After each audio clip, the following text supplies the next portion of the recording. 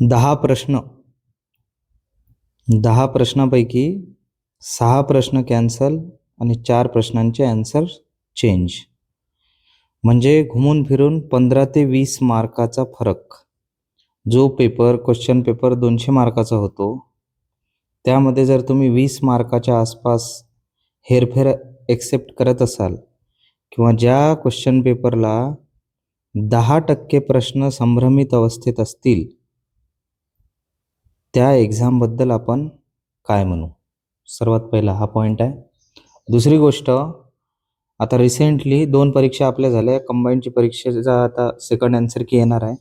त्यामध्ये सुद्धा आपल्याला काय डॉमिनो इफेक्ट हा बघायला मिळेल का? डॉमिनो इफेक्ट म्हणजे जर तुम्ही पत्ते रचून ठेवले, पत्त्यांचा खेळ तुम्ही खेळले असाल, एखाद्या पत्त्याला जर तुम्ही टच केलं आणि लाईनीनं जर ते लागले असतील, तर सतत पत्ते पडत राहतात. तर कदाचित कंबाईनला सुद्धा काही होऊ शकते का जे राज्यसेवेला झालं? ते आपण या व्हिडिओच्या माध्यमातून डिस्कस करणार आहोत. ठीक आहे, थेट व्हिडिओकडे चालूया. आता रद्द प्रश्न आणि उत्तराबाबत मागच्या व्हिडिओमध्ये आपण डिस्कस केलं, 2 मेथड डिस्कस केल्या होत्या. एक मायनर मिसअंडरस्टँडिंगमुळे तुम्ही तो व्हिडिओ धरला, ठीक आहे.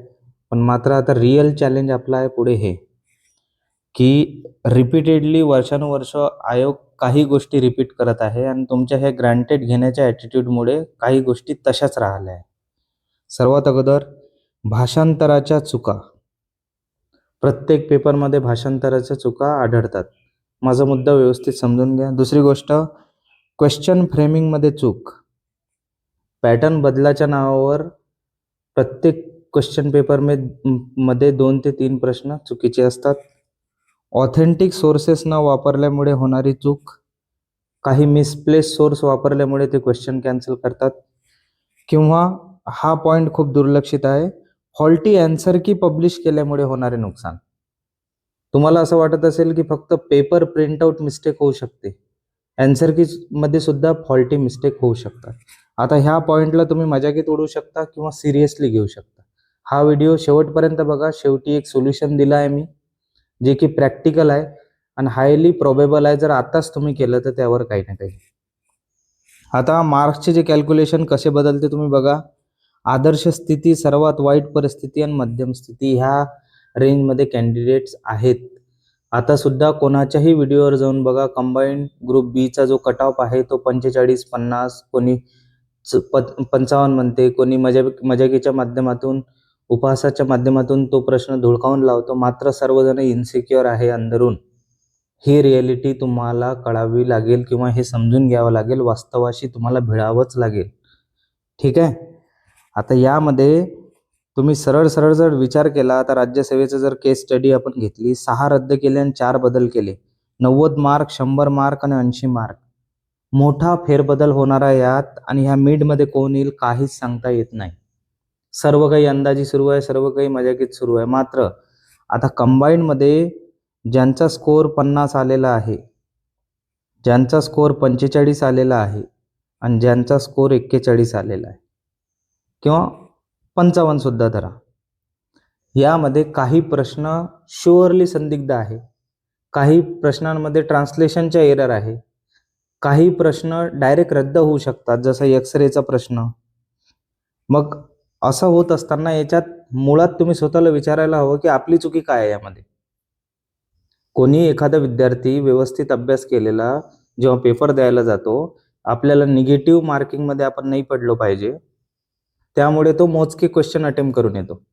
यांची जर केस घेतली, एखाद्या विद्यार्थ्याने जर 70-75 किंवा 85-90च्या दरम्यान अटेम्प्ट केले आणि सरळ सरळ 10 क्वेश्चन त्यामध्ये जर असे आढळले किंवा हेच प्रश्न जर त्यांना सोडवलेले असतील, तर आता ही स्थिती कंबाईंडमध्ये सुद्धा होऊ शकते.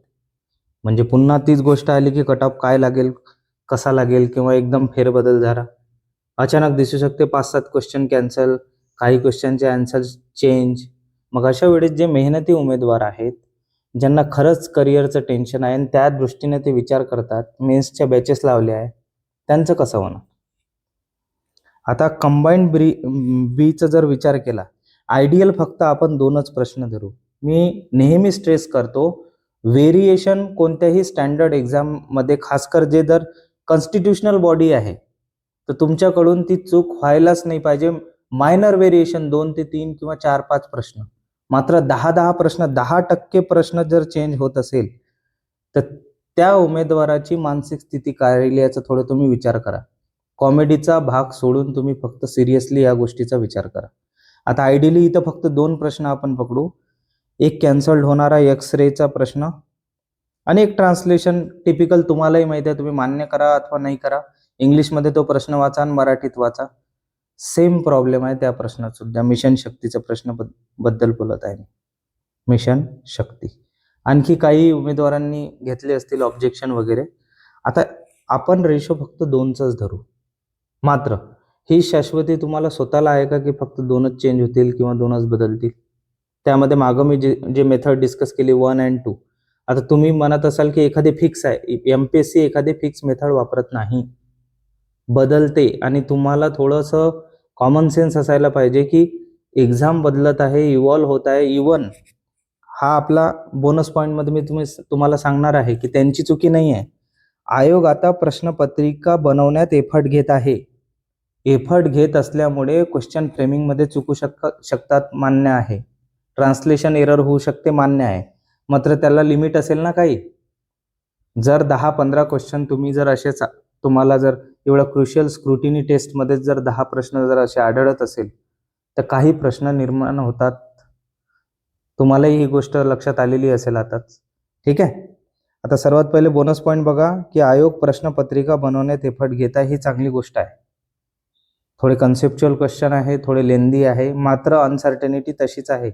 एखादा उमेदवार बिनधास्तपणे या एक्झामची 1 वर्ष प्रिपरेशन करू शकत नाही, हे फॅक्ट आहे. आता दुसरी गोष्ट, printing and translation error accepted आहे मिस्टेक, पण किती?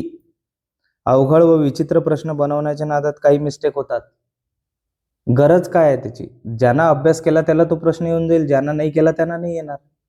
ह्या प्लॅटफॉर्मवर आपल्याला या लागेल ना. एकूणच हे मानसिकतेचा प्रश्न आहे.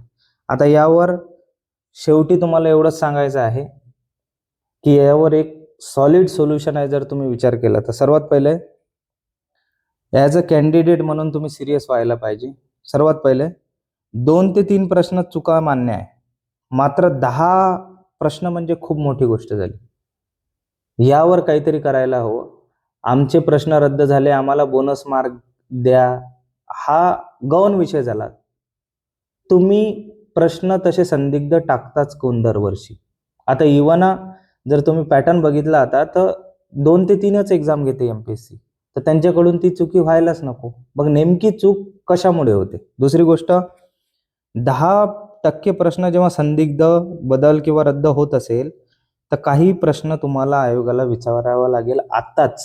याचं मूळ रिझन आहे, प्रवीण सिंग परदेशी समितीला 3 महिन्याचा वेळ देण्यात आला आहे की तुम्ही रिकमेंडेशन द्या, काय आपण बदल करू शकतो.